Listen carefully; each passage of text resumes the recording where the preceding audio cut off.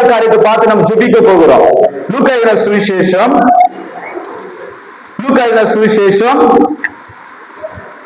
எடுத்துக்கொள்ளுங்க. லூக்கா எழுதின சுவிசேஷம் 15வது அதிகாரம்.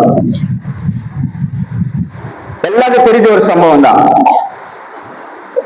லூக்கா எழுதின சுவிசேஷம் 15வது அதிகாரத்துல 11 ஒரு அற்புதமான சம்பவம் இருக்குது. ஒரு தகவலுக்கு 2 பிள்ளைகள் இருக்கிறாங்க. 2 பிள்ளைகள்ல இளைய மகன் என்ன பண்றான்? தகப்பன்கிட்ட போயிட்டு எல்லாம் எனக்கு வர வேண்டிய எல்லாத்தையும் என்ன பண்ணுங்க குடுக்குன்னு கேட்கிறான். தகப்பனும் அவனுக்கு வர வேண்டிய எல்லா ஆஸ்திகளும் அவனுக்கு வர வேண்டிய எல்லா பங்குகளையும் என்ன பண்றாரு? கொடுக்கிறாரு. இதெல்லாம் வாங்கிக்கிட்டு என்ன பண்றான்? தூர தேசத்திற்கு போய் துன்மார்க்கமான ஒரு வாழ்க்கை வாழறான். அப்போ அந்த தேசத்துல பஞ்சம் வரும் பொழுது அவங்க கிட்ட எடுத்துன்னு எல்லாமே செலவழிந்த பிறகு இப்ப என்ன பண்றான்? அவன் குறைவுபட தொடங்குறான். சாப்பிடறதுக்கு வழியில, போட்டுக்க ட்ரெஸ் இல்ல, ஒவ்வொரு நாள் பட்டினி பசியில என்ன பண்றான்? ரொம்ப கஷ்டப்படுறான். அந்த ஊருக்குள்ள பெரிய ஒரு ஐஸ்வர்யவான் இடத்துக்கு போகிறான். இங்க போன ஏதாவது கொடுப்பான்னு சொல்லிட்டு போனா அவனை பன்றி மேய்க்கிறதுக்கு என்ன பண்ணிட்டாங்க? அனுப்பிட்டாங்க. பன்றி சாப்பிடுகிறதான அந்த தகுட்டினால தன் வயிறை நிரப்ப ஆசையா இருந்தானா, அது கூட அவனுக்கு என்ன பண்ணல, கிடைக்கல. இப்ப அவன் சொல்றான், என்னுடைய தகப்பன் வீட்டுல எத்தனையோ பேரு திருப்தியா சாப்பிடுறாங்க, நானும் என்ன பண்ண பசியினால சாகுறேன்னு சொல்லிட்டு இப்ப அவன் யோசிக்கிறான், நான் எழுதிய தகப்பனுக்கு போக போறேன், அவர் என்ன மகனா ஏற்றுக்கொள்ளனாலும் பரவாயில்ல, ஒரு வேலைக்காரனாவது ஏற்றுக்கொள்ளட்டுன்னு சொல்லி அவன் தகப்பன்கிட்ட வருகிறான். நல்ல கவனிக்கணும். இப்ப தகப்பன்கிட்ட வரும்போது தகப்பன் அவன் வருகிறதை பார்த்து ஓடி வந்து அவனை கட்டி அணைத்து அவனை முத்தமிட்டு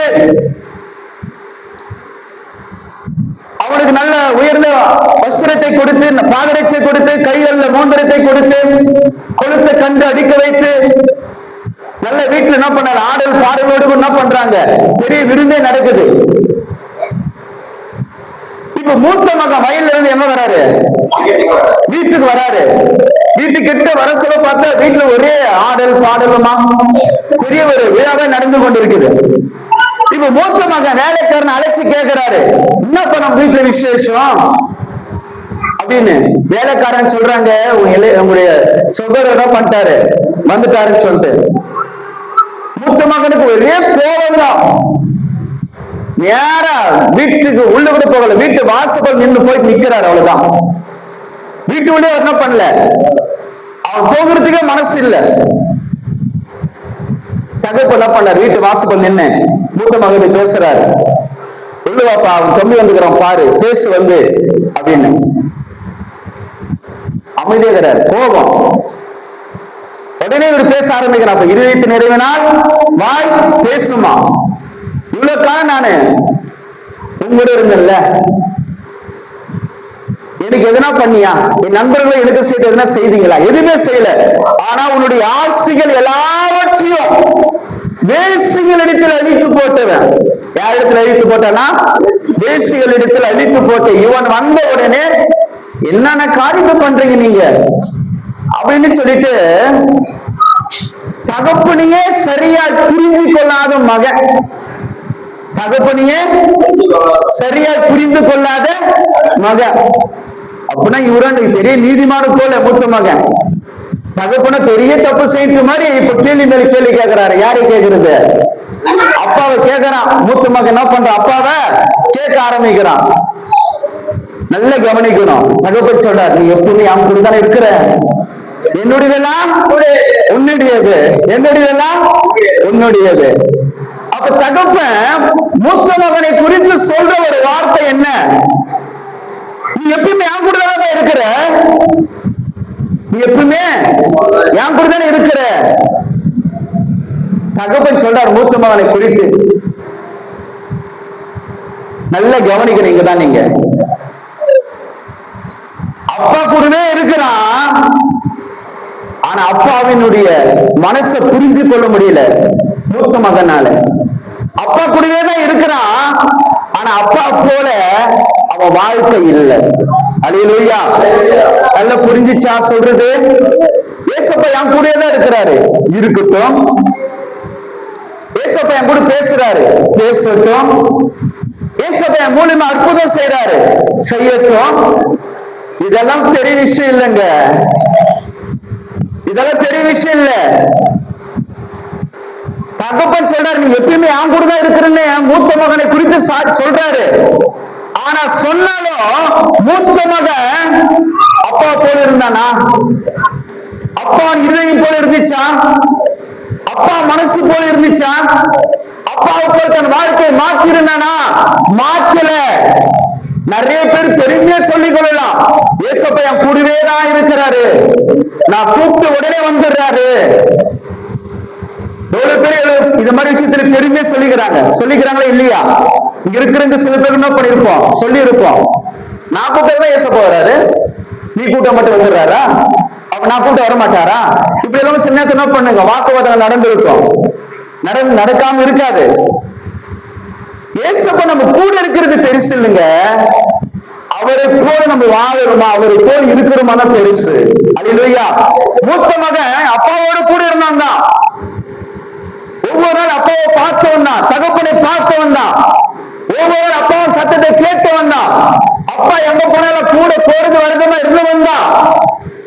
ஆனா அப்பாவை போல மனசு இல்ல, அப்பாவை போல அவன் இருதயம் இல்ல, அப்பாவை போல அவன் வாழ்க்கையை மாத்தல. அல்லேலூயா. இந்த பைபிளை எப்பயுமே நம்ம கூட இருக்கோம், இந்த பைபிள் படிச்சுட்டே இருப்போம், பக்கம் பக்கமா படிச்சிருப்போம், பக்கம் பக்கமா படிச்சிருப்போம். ஒரு நாளைக்கு 10 அதிகாரம் 20 அதிகாரம் படிச்சிருப்போம், நல்ல உபவாசம் இருந்திருப்போம், எல்லா வாரமும் சர்ச்சுக்கு வந்திருப்போம், ஊழியம் கூட செய்திருப்போம், காணிக்கை கொடுத்திருப்போம். ஆனா இது எல்லாத்தையும் விட ஆண்டவர் எதை எதிர்பார்க்கிறா தெரியுமா? என் பிள்ளை என்னை போல மாறணும், என் பிள்ளை என்னை போல மாறணும், என்ன போல ஒரு சுபாவம் இருக்கணும், என்ன போல ஒரு பார்வை இருக்கணும், என்ன போல ஒரு இருதயம் இருக்கணும்னா அப்பா அவன் இருதயம் கொதிக்குது. அல்லேலூயா. ஆனா இதை விட்டுறோம் நம்ம பைபிள் படிக்கிறது சொல்லிடுறோம், ஏசப்பா கூப்பிட்ட வந்துடுறாருன்னு சொல்லிடுறோம், என் மூலியமா பிசாசு ஓடுது, வியாதி குணமாகுது, இதெல்லாம் நம்ம சொல்லி சுற்றி திரிந்து கொண்டு இருக்கிறோம். நான் இயேசு ஒரு நாள் எத்தனை முறை கூப்பிடுறேன் தெரியுமா? எவ்வளவு உபவாசிக்கிறேன் தெரியுமா? எவ்வளவு நாள் முழங்கால் படுறேன்னு தெரியுமா? இதெல்லாம் சொல்றோம். அது உள்ளத்துக்குள் நம்ம போகணும், அதன் ஆழத்துக்குள் போனா நம்ம இன்னும் கிறிஸ்தவத்துக்குள்ள இயேசு விரும்புகிற ஒரு வாழ்க்கைக்குள் நம்ம வரவே என்பதால் கர்த்தர் நம்மளுக்கு காண்பிச்சு கொடுக்கிறாரு. இது உண்மைதான், இது சத்தியம்தான். கொஞ்சம் யோசித்து பாருங்க. ஒரு அப்பா கூட இருக்கிறவன் எப்படி இருந்துக்கணும்? அப்பா மனசு இருந்து போற தம்பி எப்ப வந்த, அப்பா எப்படி என்ன செய்யறது போல அவன் என்ன படிக்கணும், ஓடி போய் கட்டி அணைத்து அவனை முத்தமிட்டு, நீ அப்பா கிட்ட எல்லா சொத்து வாங்கி வச்சு பட்டாலும் பரவாயில்ல, அப்பா எனக்கு வச்சுட்டு என்ன பண்ற, உனக்கு நான் தரேன் அப்படின்னு சொல்ல பண்ணோம்.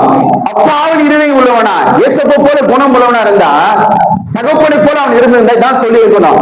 ஆனா இவன் என்ன பண்றான், பரிசேயனை போல இவன் சொல்றான், எல்லாருக்கும் முன்னால சொல்றான். எத்தனை சொந்தங்கள் இருந்திருக்கும், எத்தனை வேலைக்காரங்க இருப்பாங்களோ அத்தனை வேலைக்காரங்க மத்தியில, சொந்தங்கள் மத்தியில, நண்பர்கள் மத்தியில, வீட்டுக்குள்ள கூட வராம வெளியே நின்று கொண்டு அப்பா கிட்ட தர்க்கம் பண்ணி கொண்டு இருக்கிறான். எத்தனை பேர் ஆண்டோட பிள்ளைங்க ஏசப்பா கூட இருக்கிற ஜெபிக்கிறேன்னு சொல்லிட்டு இருப்பாங்க, ஆனா ஏசப்பா தர்க்கம் பண்ணி கொண்டு இருக்கிறாங்க. எவ்வளவு பேர் இருக்கிறாங்க, ஏன் எனக்கு இது செய்யல, ஏன் இது பண்ணல, ஏன் அது பண்ணல அப்படின்னு சொல்லிட்டு காலமுள்ளா அவர் இருதயத்தை புரிஞ்சிக்காம, அவர் வழிகளை புரிந்து கொள்ளாம தர்க்கம் பண்ணீங்கன்னா அவர்கிட்ட வாக்குவாதம் பண்ணி கொண்டு இருக்கிற கர்த்தருடைய பிள்ளைங்க இருக்கதான் செய்யறாங்க. ஒரு சில நேரத்தில் அப்பாவின் செல்ல பிள்ளைகளா இருக்கிறதுனால ஒரு சில காரியத்துக்காக பிடிவாதம் பண்ணலாம், பிடிவாதமா அவர்கிட்ட நிக்கலாம், அது ஒரு தப்பு ஒன்றும் இல்ல. ஆனா நேர்மையான காரியத்திற்காக ஒரு சில நேரத்தில் என்ன பண்ண, செல்ல பிள்ளைங்களா இருக்கிறதுனால என்ன பண்ணலாம், ஒரு குறித்து சில நேரத்தில் கேட்கலாம், சில அது மாதிரி காரியத்தை பண்ணலாம். ஆனா இவன் எப்படி வெளியே நின்று தர்க்கம் பண்ணி கொண்டு இருக்கிறான். இப்போ யோசிச்சு பாருங்க, இப்ப அவன் எப்படி, அவன் இருதயம் எப்படி இருந்துச்சு? அப்பாவை போலவே இல்ல. ஆனா யாரு கூட இருந்தான்? அப்பாவோட தான் இருந்தான். ஆனா அப்பாவோட ஒரே சின்ன கேரக்டர் கூட அவங்ககிட்ட இல்லை, ஒரு சின்ன விஷயம் கூட அவங்ககிட்ட இல்லை. இது கிறிஸ்துவன் தான், கர்த்தருடைய பிள்ளைங்க தான், ஆனா இதுக்குரிய காரியம் கிட்ட இல்லைன்னா தேவன் உள்ள சந்தோஷப்படுமா வேதனைப்படுமா? ஒருவன் இயேசுவை அழைச்சிட்டு அசட்டை பண்ணான், இன்னொருத்த ஜெபிக்கிறேன்னு சொல்லிட்டு வசனத்தெல்லாம் கை கொள்ளுறேன்னு சொல்லிட்டு பாவத்தை விடாமையே என்ன பண்றான், ஓடி போனான். இன்னொருத்த என்ன பண்றான், அப்பா கூடவே இருக்கிறான், என்ன இல்லை அவனுக்கு. இன்னைக்கு இப்படிதான் கிறிஸ்தவத்தில் பெரும் கூட்டம் இப்படிதான் இருக்கிறாங்க, இப்படிதான் பெரும் கூட்டம் இப்படிதான் இருக்கிறாங்க. இது போல பக்கம் பக்கமாய் நிறைய சம்பவத்தை எடுத்து சொல்ல முடியும். புதிய ஏற்பாட்டிலே சொல்ல முடியும், பக்கமா எடுத்து சொல்ல முடியும் இது மாதிரி சம்பவம். அதாவது ஆண்டவங்களோட பேசுறாரு, இன்றைக்கு இருதயத்தை ஆண்டவருக்கு ஒப்புக்கொள். இயேசுவை கூப்பிடுறது பெரிய விஷயம் இல்ல, உன் வாழ்க்கையை மாற்றணும். ஆண்டவருடைய வாழ்க்கையை மாற்றுங்க. அது பரிசீலனை போல அசட்டை பண்ணுகிற ஒரு வாழ்க்கை நான் வாழ மாட்டேன். நான் உண்மையா இந்த வாயில உங்க கூப்பிடுறேன்னா நான் உன்னை அசட்டை பண்ண மாட்டேன், உன்னை கனப்படுத்து, உன்னை மரியாதை செலுத்துவேன். நீ ரட்சகரே ஆண்டவர், உங்களுக்குரிய கணத்தை எப்பயுமே செலுத்துவனும் ஒப்புக்கொடு. ஜெபிக்கிறேன்னு சொல்லிட்டு போர்வை போர்த்தி கொண்டு வேண்டாம், அந்த வாலிபன் போல போக வேண்டாம். ஜெபிச்சுக்கிட்டு இன்னும் பாவத்தை விடாத காரியம் இருக்கிறது. அதுல இருந்து வெளியே வரணும் ஆண்டவர் சொல்றாரு.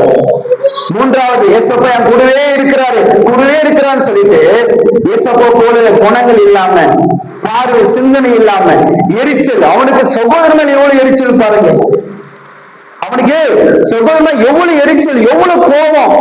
அப்பாவை எதிர்த்து பேசுறான். அப்ப ஏசப்பா என் கூட இருக்கிறான்னு சொல்லிட்டா கூட இன்னும் கூட நம்மளுக்குள்ள எரிச்சலும் கோபமும் சகோதரர்களை மன்னிக்கக்கூடிய குணங்களை இல்லாம இருக்குதுங்க. சகோதரனை மன்னிக்க முடியல, குடும்பங்களை மன்னிக்க முடியல, நேசிக்க முடியல. எப்போ செய்ய தப்புகள் எல்லாம் என்ன பண்ணி வச்சு குறை கண்டுபிடிச்சு கொண்டிருக்கிற கூட்டமா இருக்கும். ஆண்டவர் சொல்றாரு, இந்த 3 காரியத்தை விசேஷமா பேசி இருக்கிறார். இன்றைக்கு இதுக்கு நீங்க செவி சாய்த்து ஆண்டவர் என்னை ஒப்பு கொடுக்கிற ஏசப்பா, இந்த வாழ்க்கையை மாற்றுங்க ஆண்டவர்.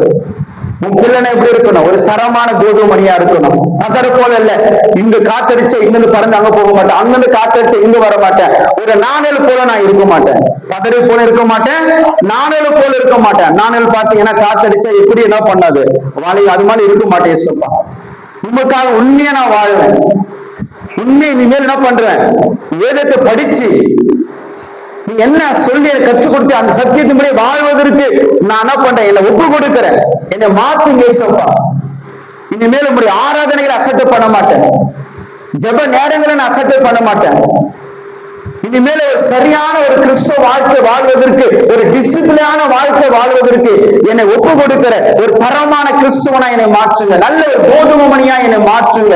என்னை ஆசீர்வதிங்க இயேசுப்பா. என் மேல இருக்கிற கட்டுகளை ஒடியும், என் மேல ஒரு அபிஷேகத்தை வைங்க. நீங்க என்னை தொட்டு என்னை சுகமாக்கி அனுப்பணும் சொல்லி இன்றைக்கு ஒப்பு கொடுப்பீங்கன்னா நிச்சயமா ஆண்டவர் சொல்றாரு, பல நாளாய் உங்க வாழ்க்கையில தடப்பட்டிருக்கிற அநேக காரியங்கள் உண்டு. பல நாளா ஆண்டவர் விடுதலைக்காய் உங்களுக்கு விடுதலை கொடுக்கிற நினைச்சிருக்கிறார். அது தடையாய் போய்கொண்டே இருந்திருக்கு. உங்களுக்குள்ள அபிஷேகத்தை வைக்கிறேன்னு நினைச்சாரு, ரொம்ப நாட்கள் நினைச்சிருக்கிறார். அதுவும் தடையாய் போய்கொண்டே இருக்கிறது. நீங்க ஆவிக்குரிய பிள்ளைகளாய் இருந்து அவருடைய வரங்களை பெற்றுக்கொண்டு தீர்க்க தரிசனமாய் பேசுகிறவர்களாக, தரிசனத்தை பார்க்கிறவர்களாக, அந்நிய பாஷைகளால் தேவனை மகிமைப்படுத்தவர்களாக இருக்கணும் தேவன் நினைச்சிருக்கிறாரு. அதுவும் ரொம்ப நாளாய் தடையாய் போய் கொண்டிருக்கிறது. அல்லேலூயா. இது எல்லா தடைகளும் தேவன் மாற்றி அவருடைய இருதயத்துல உங்களுக்கு ஒன்று திட்டம் இருக்குது, உங்களுக்கு ஒன்று சித்தம் இருக்குது. அவர் இருதயத்துல பிள்ளைங்க என் ஆவி நிறைவை பெற்றுக் கொள்ளணும், விடுதலை பெற்றுக் கொள்ளணும், அபிஷேகத்தை பெற்றுக் கொள்ளணும், நல்ல வரங்களோடு கூட என் பிள்ளைங்க எனக்கு சாட்சிகளா இருக்கணும்னு சொல்லி அவர் இருதயத்தில் இருக்கிற காரியம். அல்லேலூயா. அப்ப அந்த நாளிலிருந்து தேவன் அதை உங்களுக்குள்ள, உங்க குடும்பங்களுக்குள்ள தேவன் செய்யலாம் நினைக்கிறாரு. அதுக்கு நீ விட்டு கொடுப்பாயானால், அதற்கு நீ உன்னை அர்ப்பணிப்பாயானால், எனக்கு ஒரு விடுதலை தாங்க ஆண்டவர். என்ன இருக்கிற கட்டை உடைச்சிடுங்க ஆண்டவரே. இதுல ஒரு பேருக்கு கிறிஸ்துவனா இருந்துக்கலாம், ஒரு ஞாயிற்றுக்கிழமைக்கு ஒரு கிறிஸ்துவனா இருந்துக்கலாம், இல்ல பண்டிகைக்கு கிறிஸ்துவனா இருந்துக்கலாம், இல்ல சபைக்கு வர சொல்ல மட்டும்தான் நான் பாடுறவனா பைபிள் படிக்கிறவனா இருந்துக்கலாம். ஆனா நான் எப்படி இருக்கிறேன் எனக்கு தெரியும். என் சிந்தனை எப்படியா, உள்ள எப்படி, என் நடை எப்படி, என் அந்தரங்க வாழ்க்கை, அந்த அந்தகார வாழ்க்கை எப்படி இருக்குது என்பது எனக்கு தெரியும் சப்பா. இப்படிப்பட்ட ஒரு போலியான வாழ்க்கை, ஒரு போலியான கிறிஸ்தவ வாழ்க்கை வாழ்வதற்கு எனக்கு பிடிக்கல ஏசப்பா. அப்ப அப்படி நான் வாழ்வேனா அது உன்னை துக்கப்படுத்துற காரியம். அப்படி நான் இருப்பேனா உன்னை வேதனைப்படுத்துகிற ஒரு காரியம். நான் அப்படி இருக்க மாட்டேன் ஏசப்பா. இனிமேல உங்க துக்கப்படுத்தி இந்த பூமியில் நான் என்னத்த பண்ணிட போறேன், நான் என்னத்த செய்திட போறேன். இதுவேளை என்னை கொண்டு நீங்க துக்கப்பட்டது போதும் ஏசப்பா. இனிமேல் என்னை கொண்டு நீங்க துக்கப்பட மாதிரி நந்து கொள்ள மாட்டேன் ஏசப்பா. நீங்க என்னை கொண்டு சந்தோஷப்படுற மாதிரி நடந்துக்கணும் ஏசப்பா. எனக்கு நீங்க உதவி செய்யுங்க, என்னை ஒப்பு கொடுக்குறேன்னு சொல்லி உங்களை உண்மையை ஒப்பு கொடுத்தீங்கன்னா கர்த்தர் கொடுக்கிற விடுதலை உங்க மேல இறங்கி வரும். அவர் கொடுக்கிற அபிஷேகம் உங்க மேல இறங்கி வரும். அப்பதான் கர்த்தர் உங்களை கொண்டு எதனை பேசுற சித்து வைப்பார்னா தீர்க்க தரிசனமாய் கர்த்தர் உனக்கு பேசுவார். அமே சொல்லுமா?